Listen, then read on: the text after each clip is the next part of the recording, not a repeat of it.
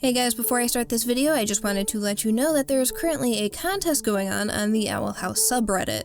You can enter your design for the new banner to celebrate 30,000 members, and the winner will even get a digital sketch from Dana Terrace herself. Details are in the description below, and good luck to everyone who enters. It's been a little over a month since Owl House creator Dana Terrace did her Reddit AMA, and this offered plenty of theory and discussion fuel, but one of the things I have been most interested in are the new details on the Coven system. One question was, is there a specific age or age range where witches must select a coven? Dana's response was the following. Generally, teens enter covens when they graduate from school, so 17 or 18. If they're extra talented, they may leave school and join a coven early. We saw in Convention that when someone picks a coven, the rest of their magic is sealed away, and we got even further confirmation of this in the AMA. When a witch joins a coven, are they unable to learn and cast any other type of magic that doesn't align with the coven, or can they still cast any magic, but doing so is forbidden and they'll be in trouble? Dana's response was, when a witch joins a coven, they are physically unable to perform any kind of magic outside of that specifically. More generic spells like levitation for small objects may be doable, but with great difficulty.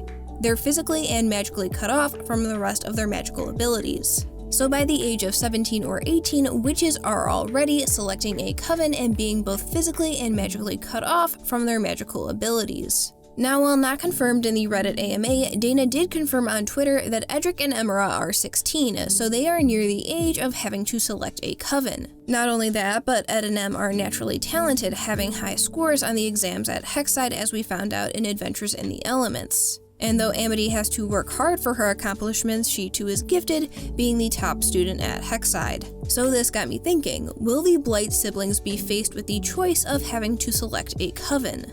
As I said, Ed and Em are close to the age where they have to pick a coven anyway, and all three siblings are shown to be talented. Now what makes this even more intriguing is that Dana was asked this question. Without spoiling anything, what can we expect from Season 2 of the Owl House? You can be subtle. To which she responded, you can expect parental conflict, a lot of emotions, island exploration, and new characters. If you take the first letter of each response, it spells out pain, but the first response, parental conflict, could tie into the Blight siblings. While parental conflict could apply to other characters, the way Mr. and Mrs. Blight have been set up, which by the way I made a whole video on that topic, and just from this AMA alone, Alador and Odalia Blight have been hyped up. So it's pretty easy to make the connection that the parental conflict is between the Blight siblings and their parents. And this will likely focus on Amity's relationship with them specifically. We know that the Blights are a wealthy and notable family on the Boiling Isles, only associating with other strong families such as Basha and Skara's, even forcing a younger Amity to cut ties with Willow and spend time with the other two girls instead. It was also implied that Odalia forces Amity to dye her hair green. When asked, does Amity naturally have brown hair and dyes it, or is it green and she has brown patches in it? Dana said Amity's natural hair is brown like her father's, Emira and Edric's hair is green like their mother's. Mrs. Blight likes her children to be color coordinated.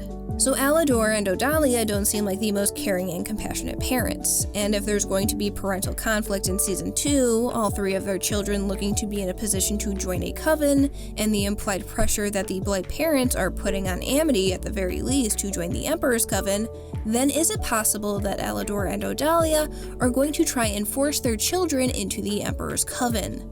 We'll take a look at Edric and Emira first. We don't know much about Ed and Em's life goals. We know that they're in the illusion track and that they like to ditch class. However, as I said before, they are naturally gifted magic users. It's possible that Alador and Odalia are more lenient with Ed and Em's antics since they still seem to be doing well in school despite ditching class. There could also be some favoritism coming into play here. But Edric and Emira have been shown to be rather anti-authority, pulling pranks in the library and even breaking in later that night. So I can't see them wanting to join the Emperor's Coven. So if there is any pressure or expectation for them to join, it's from their parents. We also don't know if Alador and Odalia are a part of or involved with the Emperor's Coven, but based on the posters, banners, and flags in Amity's room and her behavior in the first few episodes, it seems that the Blight parents have some influence in Amity's goals, and that could extend to Ed and Em as well. Another question that was asked was, how are the twins after they got stood up at Grom? Dana responded, they're salty but they'll get over it. They'll have plenty of distractions in Season 2.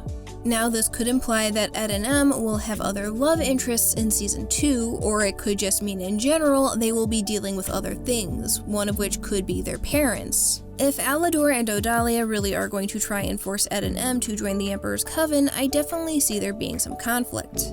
While the twins' relationship with their parents hasn't been shown or hinted at to be as tense as Amity's, it's not hard to imagine that Ed and Em don't like having to follow their parents' strict rules or desires to be the prim and proper family they would like to be seen as. This conflict could be a huge point in Ed and Em's development, having to stand up to their parents or back up Amity if she ends up defying their wishes. In their initial appearance, Lost in Language, they are introduced as mischievous and manipulative in their prank pulling and trying to use Luce in order to get Amity's diary. But with Adventures in the Elements, we see that they do care about Amity and do feel bad for the library incident, even helping their younger sister train. Plus, in Enchanting Gromfright, we see them taking the time to help Amity train with Luce to face Grom. If Ed, Em, and Amity end up having to stand up to their parents, this would be good development not only for Ed and Em in their own arcs, but would solidify and further develop their relationship with Amity. Speaking of Amity though, let's talk about her, because while the parental conflict can include Ed and Em, this will likely focus on her specifically. Now, unlike her siblings, Amity's goal to join the Emperor's Coven has been shown throughout the first season. However, the interesting thing that we'll have to look for in Season 2 is if Amity still wants to join.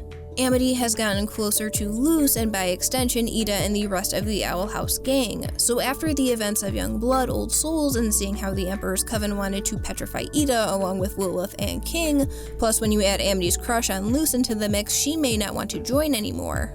It may not happen right away, and it may take a little bit of time, but I don't see Amity's goal of wanting to join the Emperor's Coven sticking. If her parents are pressuring her already, then Amity refusing to join would definitely cause some conflict. This would also just make sense and add a lot to Amity's arc and development. Her initial goal of joining the Emperor's Coven shifting to something else. But outside of her goal of joining the Emperor's Coven shifting, this would also open the opportunity for her to confront her parents, the main source of a lot of her issues and behaviors shown early on. Standing up to them would definitely be a huge step for her, but Amity's parents also present another interesting opportunity for conflict with her relationship with Luce. Considering we already saw that Willow was cut from Amity's life just for her powers not developing sooner, Alador and Odalia probably aren't going to be that accepting of Luce, a human.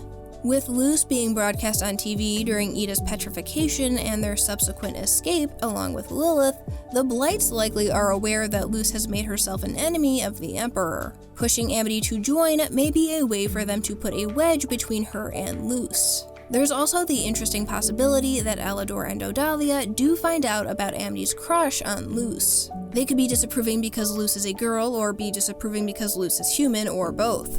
Again, forcing Amity to join would be a way to put a wedge between the two of them. If we look at this hypothetical situation from Alador and Odalia's perspective, forcing their children to join the Emperor's Coven, specifically Amity, it would take care of several possible goals. All of their kids get into the most prestigious coven, their family name is upheld if not elevated, and Amity and Luce would be wedged from each other. It would make total sense from Mr. and Mrs. Blight's perspective.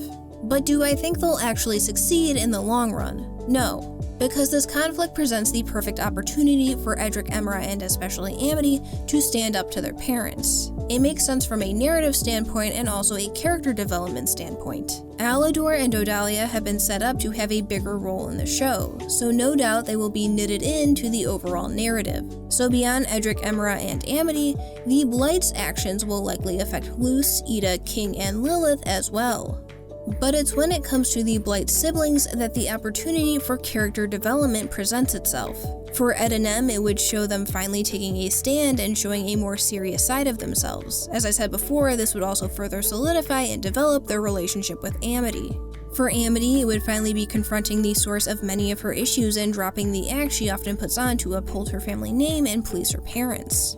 Alador and Odalia have been set up in a great way, where we as the viewer are anticipating their formal introduction and getting to learn more about them. While I think it's safe to say that there will be more to them than just being awful parents, their actions thus far in the series have shown that they aren't the most compassionate. They will likely have their own plans and motives that will cause problems for our Owl House gang, but also the Blight siblings. Whether one of those plans ends up being forcing their kids to join the Emperor's Coven, we'll see. But with Belos and his Coven being focused on more in the final 2 episodes of Season 1, and the lingering plot thread of Amity's goal to join the Emperor's Coven still out there to be elaborated on, then we might be seeing Alador and Odalia Blight trying to use their influence that they love to use and abuse in Season 2. Thank you so much for watching, I hope you have a fantastic day, and until next time guys, take care.